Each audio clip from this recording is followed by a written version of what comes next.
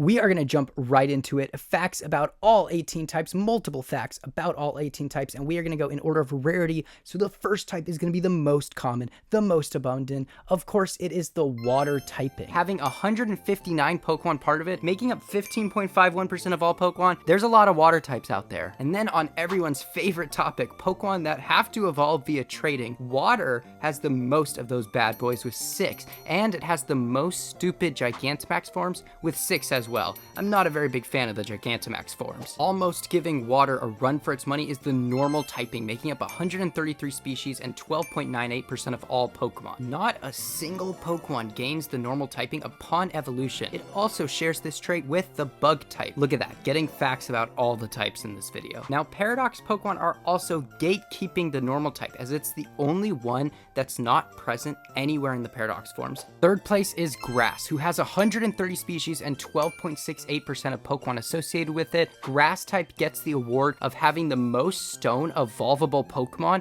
with 12, even having a grass type evolve with the water stone. Scovillian was the first grass type to be fire as well, making grass paired with everything with Scovillian. Moving down from grass is Normal's best friend, the flying type. With 112 Pokemon and 10.93% of the franchise being flying, this one barely has any pure flying types. Actually, there is not a single evolutionary line that has a final form that is pure flying. Flying was the first type to be paired with every type in Gen 6 with these two. The fifth most common type, any guesses? Could see the future with Psychic, having 109 Pokemon. The legendaries help a lot in this regard, making up 10.63% of all Pokemon. Gen 6 introduced a staggering one Psychic type move, being Hyperspace Hole. That's only available on Hoopa and has a horrible name. And as previously stated, a Psychic legendary is the most common type of legendary, with at least one each generation. Now, for one of Psychic's weaknesses is the bug typing. With 92 Pokemon and an 8.98% rate, bug types on average have the lowest HP, special attack, and base stat total as a whole. So,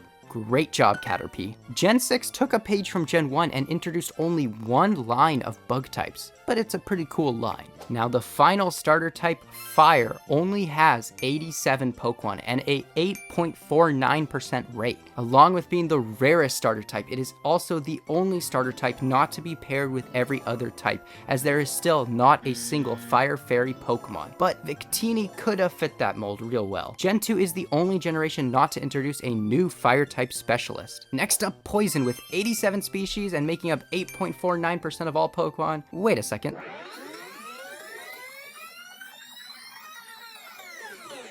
'87 Pokemon and a 8.49% rate. Fire and Poison are completely tied. And we need to talk about Gen 1 Poison types. Who liked Poison types this much? Poison is definitely the most common type in Gen 1, and not just that, but the most common type is in any generation. In fact, nearly 40% of all Poison types come from just Gen 1. And this is pretty interesting. Only odd numbered generations introduce pure Poison types. There's not a single pure Poison type introduced in a even numbered generation. At the halfway point is Fighting. Despite being very prevalent among starters, it only has 82 Pokemon, making up a solid 8% of all Pokemon. Opposite of normal, Fighting is the most common type among Paradox Pokemon, with 5 that have the Fighting typing. And Gen 2, not Gen 6. Gen 6 is usually the culprit in this case, but Gen 2 introduced the least amount of Fighting types with only 3. Can you guys name all 3 Fighting types in Gen 2? I'll give you a second. Done. Did you get Tyrogue, Heracross, and Hitmontop? This one might surprise you, but the Dark type is next, with 82 Pokemon and an 8% rate. Wait a minute.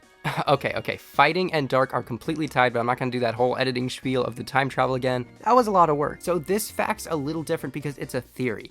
I think when the Dark was introduced in Gen 2, it was originally intended to be a completely nighttime exclusive type only found at night, because you could not find a wild Dark Pokemon during the day. Of course, that ended pretty fast in Gen 3, but maybe that was the original idea. Gen 5 really liked Dark types, as it's the generation that introduced the most, with a staggering 16. That's a lot. I'm actually surprised that Dark is more common than the Rock typing, having a little less with 78 Pokemon and a rate of 7.61. The first ever pure Rock type is Sudowoodo. Not a single one in Gen 1 is pure Rock. There's only 3 special Rock moves, being Meteor Beam, Power Gem and Ancient Power, meaning that Meteor Beam is the only special rock move without the word power in it. Yeah, I know, throw that out at parties. Right after Rock is fittingly Ground, with one less Pokemon at 77 and a rate of 7.51%. Gens 9 and 6, of course, are the only generations not to introduce a pure Ground type. Gen 9 also introduced the fewest Ground moves, with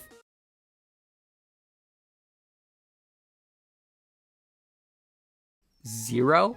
Damn, what is this game's problem with the ground typing? We have another tie with also 77 steel types, making up, of course, 7.51%. So I have a challenge for you guys. Name a pure steel type. Ground. Steel X? Solo steel type. A solo steel type. Why is this so difficult? Okay, skip. That's embarrassing though. Did you get one? Because when I did this challenge, I could not think of one because they're kind of forgettable. I mean, there is more dark types in Gen 5 than solo steel types in the entire franchise. And there wasn't an evolutionary line of pure steel types until the 5th generation, and then not again until Gen 7. And there's only 2 non-lined Pokemon that are pure steel, making Orthworm the only solo staged, non-legendary, pure steel type in the franchise.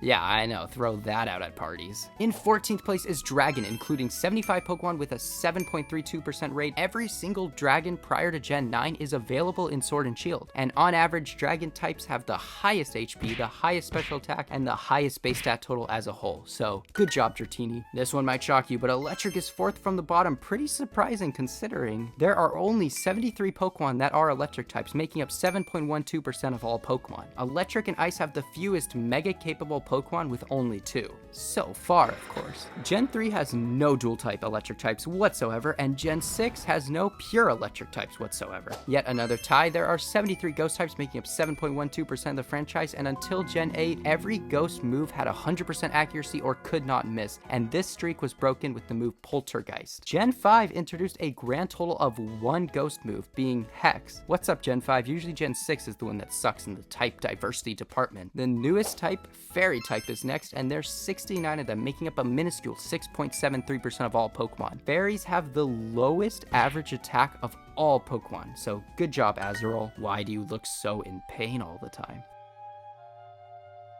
There are no fairy types with gender differences, and fairy has the most gender exclusive Pokemon of any type, typically being only female. This is it, the rarest type in the game. You know what's coming next. Ice. Bringing in 58 Pokemon and 5.66% of all Pokemon, there's not that many ice types. And the Central Kalos Pokedex does not have any ice types. It has every single other types, even a dragon. So what's up with that? In Gen 1, no ice types could evolve. The first ice type able to evolve is Swinub. Hey, super quick outro. If you watched this video, thank you so much. This is only my 5th video ever. I'm having fun just starting YouTube.